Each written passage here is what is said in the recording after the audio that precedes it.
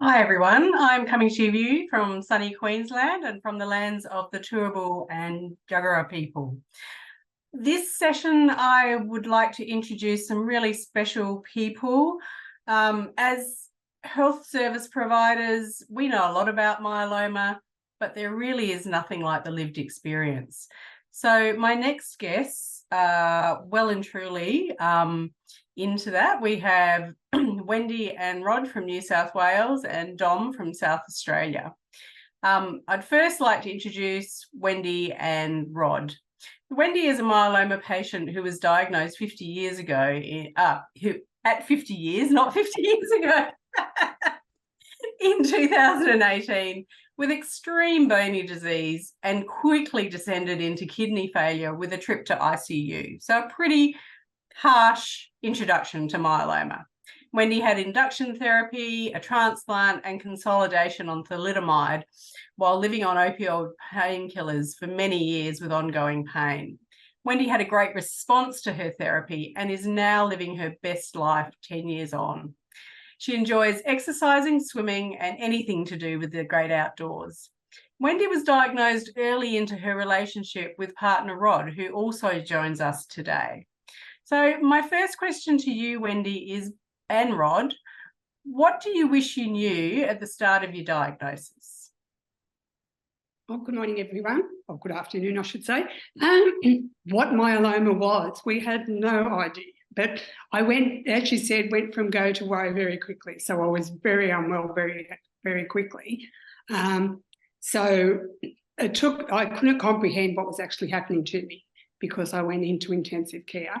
Rod was my guide. He would we'd have a sheet of like a million questions to ask the specialist, and he'd just shake his head every time he walked into the room. But I think because it was a disease that was not well known, I just think it was, knowing more about it at the time, what it was actually about. What do you think, Rod? I was mystified initially because I'd never heard of myeloma. And the head of haematology, who I was talking to, he was trying to get my head around a regime of medication that he had decided upon for Wendy to help address myeloma. And I had asked him innocently about the efficacy of the drugs, and he shrugged his shoulders. And I thought, well, hang on, you're the head of haematology and you've got a name for this disease. Tell me how you fix it. And he shrugged his shoulders again. And it turned out the efficacy was a whole lot less than 100%. It was something like 64%. We had a rather brutal exchange of opinions at that stage, but he reminded me that about 8 years previous, no one, absolutely no one, survived this cancer. I don't know how well prepared I would be if I'd known that in advance. It's probably a good idea that I didn't. But it came as quite a shock. We're not guinea pigs, but there had been some successes, but there'd been an awful lot of failures as well. I think what I learned rather quickly was there are no guarantees. And today there are no guarantees. We're making progress, but despite that, we just get on with it. Yeah, thank you very much for that. And I think that is reflected in the greater community, and it's something that we hear a lot. And at Myeloma Australia, we are trying to spread the word and build up awareness so that people aren't experiencing something they've never heard of before, at least. And then also improving those answers that the haematologist can give people when they're asked that question. So thank you, Wendy and Rod. Now I'd like to introduce Dom Scaleri. Dom was diagnosed with myeloma on the 1st of November 2014 at age 59. And this is also his 10th anniversary since diagnosis. He had a transplant in 2015, after which he entered a clinical trial on ixazomib, which was very successful. He had 6 years off myeloma therapy. Unfortunately for Dom, one health problem wasn't enough, and he encountered some various surgeries for an oncocytoma on his kidney and meningioma in his brain, both benign tumours, but can be tenacious. Dom's myeloma relapsed in 2021 when he commenced VCDD and is currently on lenalidomide and dexamethasone. Dom is remarkable because through all of this, he has been both patient and carer. He only lives with Rocky, his Maltese Yorkshire Terrier, who thinks he's a German Shepherd. Dom has one child, a son, who lives in Mount Nelson in Tasmania, and he is the eldest of 5 children, 4 sisters, and his mum, who's just turned 90, is still with us. Dom feels fortunate to still be able to work as a project manager for Airbus, who are a very supportive employer. He enjoys gardening, doing jigsaw puzzles, walking Rocky, and when able to, he adventures with his son in the Tasmanian wilderness, which sounds beautiful. Dom, I'm going to ask you the same question. What do you wish you knew when you were diagnosed?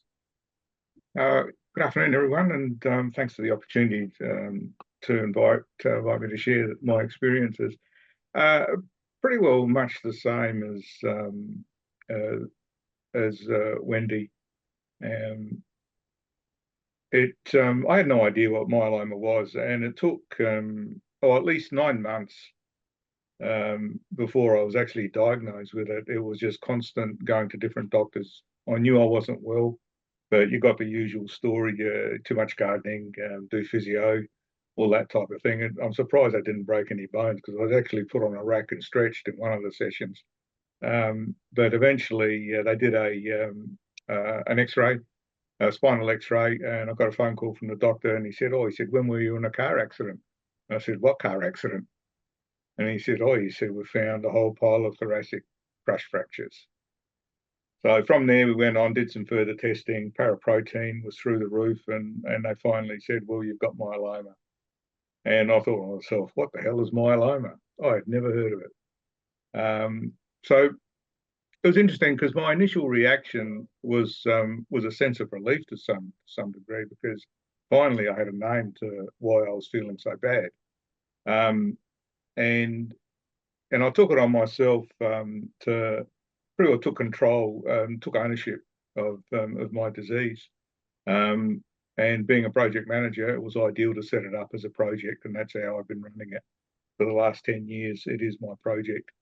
I use the same principles as what I do on my normal job, and I track and all my results and prepare my questions for the various specialists.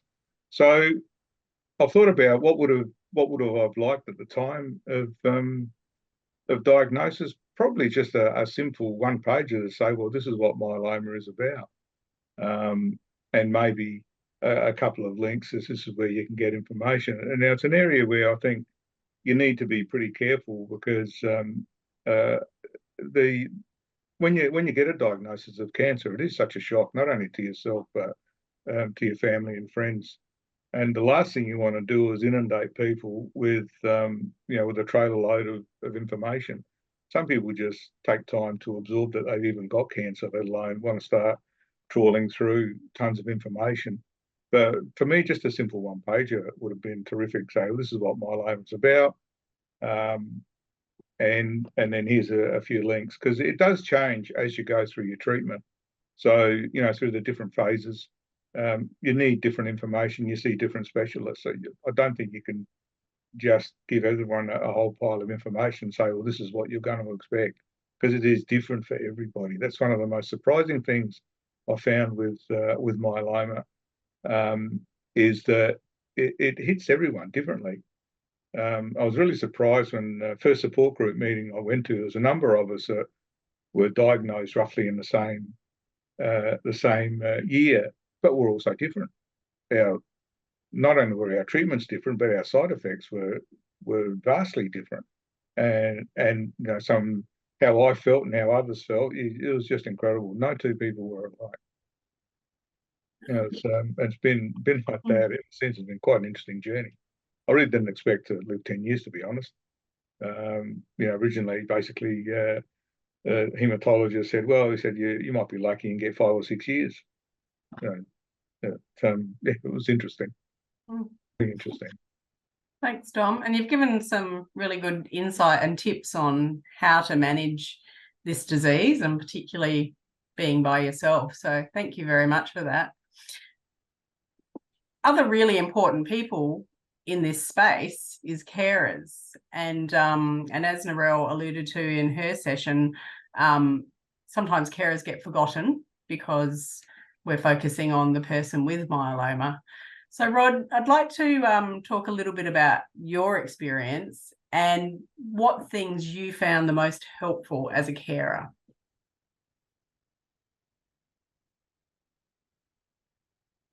I had to rely on the advice of the nursing staff and social workers and supporting crew at the hospital, because they knew more about myeloma than I did. They were hesitant to tell me what I wanted to hear, like, is there a fix and how long does it take? And most of the answers were, it depends on the individual. And I'm thinking, I'm not getting anywhere here. But I've learned to accommodate that now. What's been most, I think we were actively encouraged, if I can put those two words together, to be very positive about it. We're very grateful that we can just survive each day as it comes. We have plans to do lots of things. At the moment, we have a small mortgage, so we're both working, and Wendy manages to do that too, and I'm very proud that she can. We exercise. We exercise a lot. Exercise has meant Wendy has been able to strengthen her back. Her back was in much the same situation as Dom's was. She has many wedge fractures. In fact, she has a distorted sternum that went undiagnosed for a long time until we saw a profile X-ray, and it had buckled as well. But she's managed to get off all her painkillers. The painkillers were dreadful things. Calling them painkillers kind of gives some legitimacy to using narcotics and opioids, and she was put on fentanyl patches.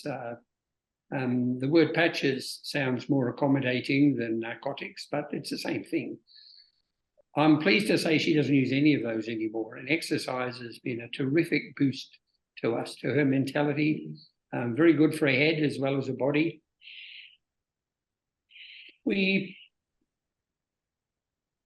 There's many things we didn't understand very well. There was an awful lot of people who would take the time to tell us more about it. We're very much aware that plans to eradicate myeloma are in their infancy. We know there's a lot of research coming. There's been an awful lot of failures in the research program, but we are making small progress. I'm really proud as a carer to be part of that information flow, because I just couldn't sit back and twiddle my thumbs and bring her cups of tea and stuff. I couldn't do that. He does that anyway. I would leave the hospital and go home and sit in front of Google all night and try and find out what was happening to Wendy. And oddly enough, there were no answers there either. But it was a pretty volatile journey. Yeah.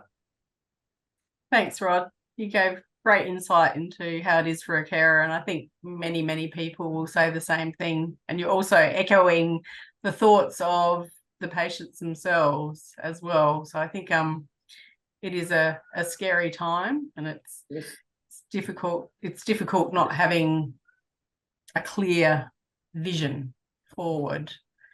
It is. I felt so useless. Yeah. I'm sure you weren't. Definitely wasn't. But then when I got a little bit stronger and it was like, I can do that, then he did feel a little bit useless, because he got into the routine of doing everything. Yeah. Looking after me. And was like, no, I can do that now. And he just didn't know how to. So the beautiful social workers at the hospital had a nice chat to him. And Gave me a slap. That's great. Yeah. So I guess I would like to ask, and I'll kick with you, Wendy and Rod, how has your community coped with understanding your disease? They've supported us, and it's, you know, with family and friends have been very supportive. We've, you know, along the way explained things. I'm involved in the, you know, the support group, and we have our movie nights, and friends and family come to that and support that. But I don't think they really understand still what myeloma is, and, like, you know, to an extent, you know, a lot of us don't know everything about it anyway. But we have had great people just wrap their arms around us. Staff at the hospital, look, they're just amazing, you know, and would come back to us like after the haematologist had been, and then sort of toddle in behind, you know, 10 minutes later, and explain to us in terms that we could understand a lot better as to what was, you know, what was happening. But, you know, family and friends have been brilliant. We've got a really good support network. You know, that it's allowed us to carry on and do things. So yeah, no, it's been good. What do you think? Right. I think both of us have a fear of a relapse. Yeah. Because we know it happens, and we hope it doesn't. But I don't think our immediate community, our families, would know what to do or expect a relapse. We put that in the back of our mind. Good.